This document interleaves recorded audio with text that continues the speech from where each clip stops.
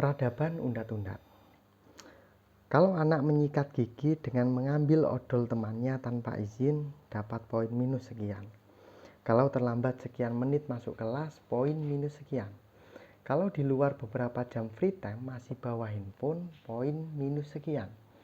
Kalau mencuri, minus sekian dan langsung kehilangan hak untuk meneruskan keberadaannya di situ karena satu kali mencuri sudah mencapai batas maksimal poin minus. Lembaran itu bagi kami merupakan peradaban yang lebih parah lagi bedanya. Maklum, kami orang dusun tidak punya banyak pengetahuan tentang metode pendidikan. Kalau anak-anak ketahuan masih bawa handphone di luar free time, pembimbing mendatanginya dan berkata santun, "Boleh handphonenya saya simpankan supaya tidak hilang." Si anak pasti akan mencari tahu secara prosedural kemana besok ambil kembali handphonenya. Dia tahu ada tambahan daftar poin minus di lembarannya, tapi dia tidak ditimpa damprat dan undat-undat guru dan pembimbing seperti menikmati kesalahan anak-anak dan merayakannya. Kamu ini ngerti peraturan atau tidak? Kan sudah tahu begitu selesai free time, handphone dan lain-lain harus disimpan. Kenapa kamu masih melakukan aktivitas yang jelas dilarang? Kamu bisa membaca atau tidak? Seorang siswa berlari mengejar gurunya karena dia terlambat menyerahkan lembaran jawaban. "Mohon maaf Pak, saya terlambat menyerahkan. Tadi kaget kok Pak Guru sudah tidak ada di kelas." Pak Guru tersenyum, memegang pundaknya dan tangan lainnya membenahi kerah baju anak itu. "Oh, saya yang minta maaf. Kamu tadi tidak terlambat menyerahkan. Saya yang terlalu cepat meninggalkan kelas." Kemudian, guru itu menggandeng tangan anak itu mengantarkannya ke kamarnya di asrama. Ini juga bukan sekedar soal akhlak dan budaya. Ini sudah peradaban. Banyak kaget lainnya yang pelan-pelan kami ketahui dan alami. Baik budaya mengajar para guru di kelas, perlakuan di kamar-kamar asrama, formasi indah pergaulan antara yang lama dengan yang baru, prinsip-prinsip kemanusiaan yang diterapkan, filosofi kependidikan dan sosial budaya, tradisi muatan-muatan pemikiran anak-anak, atau habitat karakter dan kepribadian yang merupakan akulturasi bagi anak-anak untuk pertumbuhan yang tepat. Nilai-nilai pilihannya tidak mubazir, orientasi masa depan yang akurat, dan sesuatu dengan fadilah yang Allah tentukan bagi masing-masing makhluknya.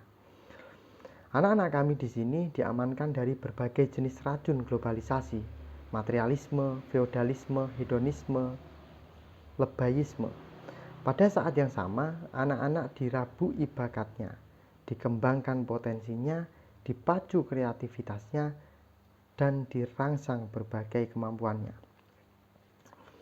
Sekolah ini tetap mematuhi garis halauan pendidikan nasional, tetapi mengembangkan atmosfer sehari-hari yang memberikan peluang setiap anak untuk berkembang potensi, bakat, dan kepribadiannya.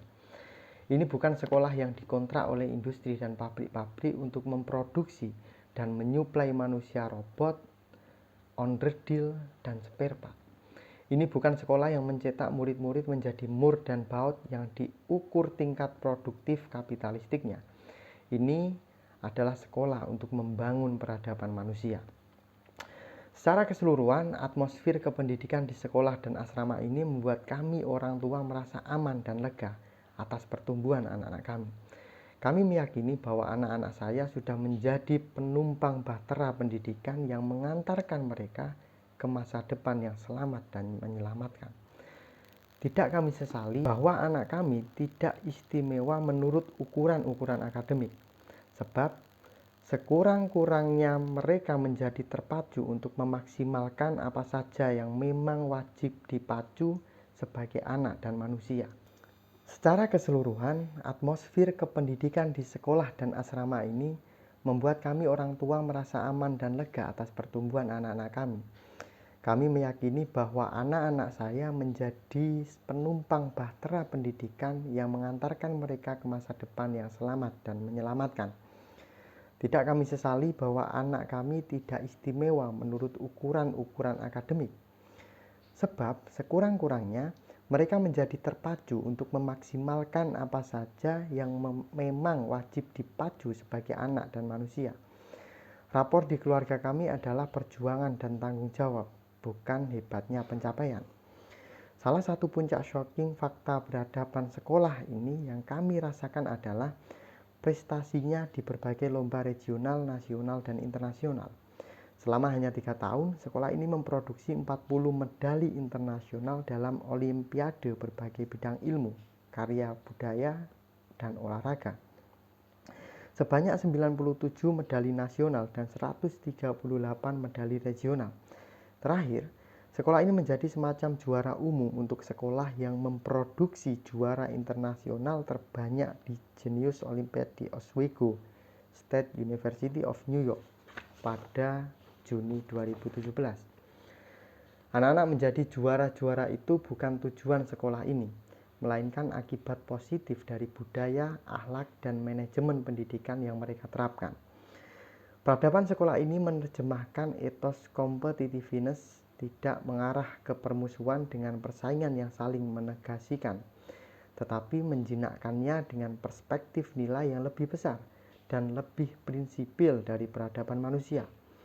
Kerjasama universal, persaudaraan, kasih sayang, dengan mentradisikan kegiatan-kegiatan untuk menikmati indahnya kesatuan bangsa dan kemanusiaan. Sekedar ungkapan rasa syukur, rupanya Tuhan tidak tega kepada keluarga kami. Dalam keawaman kami, Dia menganugerahi bonus. Anak kami ada juga di daftar pemenang Genius Olympiad itu. Sesudah dihadiahi keterlibatan internasional di Olimpiade Turki di Istanbul, berkeliling di 10 kota lain serta di Denmark dan Norwegia, Allah Maha Pecinta Agung setiap hambanya ditaburi atau sekurang-kurangnya seperti kami yang diciprati rahmatnya. Sampai pada suatu hari seorang presiden di salah satu negara di bumi mengumumkan bahwa ada ribuan sekolah yang mendidik murid-muridnya untuk menjadi teroris di lebih 200 negara yang terkait dengan sebuah gerakan di negara itu. Terorisme dalam arti melakukan kekerasan, kekejaman, pembunuhan, pengeboman, dan berbagai jenis kelaliman yang lain. Tuduhan itu juga termasuk kepada sekolah anak-anak kami. Saya ditelepon dan langsung berangkat ke sekolah anak-anak saya. Di sana sudah ramai banyak polisi, petugas imigrasi, dan para wartawan. Tentu saja para pengerumun itu pun tidak paham apa yang dimaksud sebagai sekolah teroris. Tuduhan sekolah teroris itu dalam pengertian terorisme sebagai violence yang dikenal wacana politik dunia, bukan teror yang dalam tulisan ini saya maksudkan sebagai semacam kejutan budaya kependidikan yang shocking bagi kami. Padahal kami tahu bahwa tidak sedikit siswa-siswi sekolah ini yang mengidolakan presiden yang dipuji-puji seluruh dunia dan digadang-gadang menjadi khalifah kaum muslim sedunia itu. Karena di sekolah dan asrama ini anak-anak tidak didera oleh infiltrasi ideologi, pengajaran politik, akulturasi budaya bangsa tertentu, atau pembaiatan menjadi bagian dari suatu ajaran atau gerakan apapun. Sekarang, sekolah mereka didesak untuk dibubarkan oleh idola mereka melalui sejumlah transaksi dengan negara-negara yang bersangkutan. Siang itu, karena di sekolah ini hanya ada saya sebagai wali murid, saya tidak bisa mengelak dari kerumunan dan desakan para petugas kepolisian, karyawan-karyawan imigrasi, dan para wartawan. Tidak ada pilihan lain kecuali menjawab serbuan mereka. Dengan gugup dan kelabakan saya menjawab. Negara dan pemerintah Indonesia dihina oleh pemerintah yang Anda sebut itu, terutama presidennya.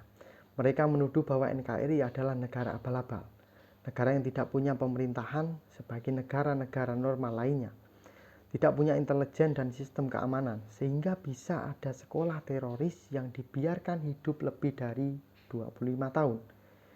Itu presiden main-main dan melecehkan Indonesia.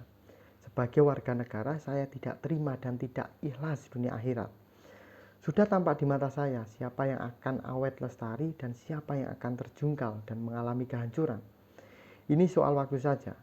Idza jaa ajaluhum la yastakhoirun nasu sa'ah.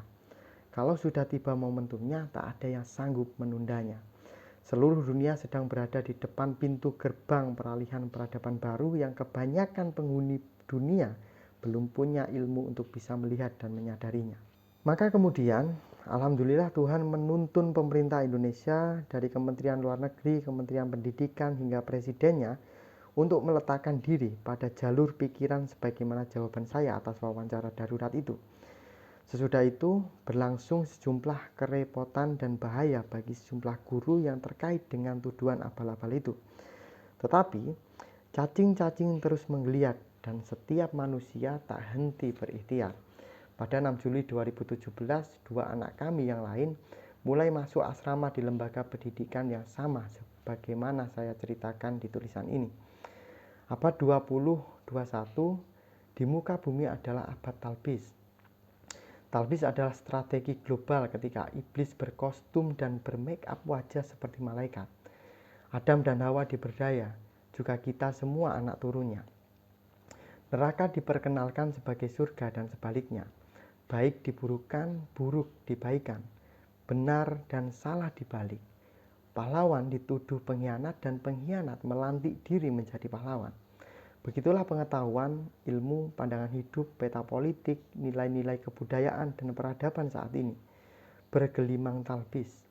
Namun, semua itu berada di ujung jalan, kemudian beralih ke zaman baru.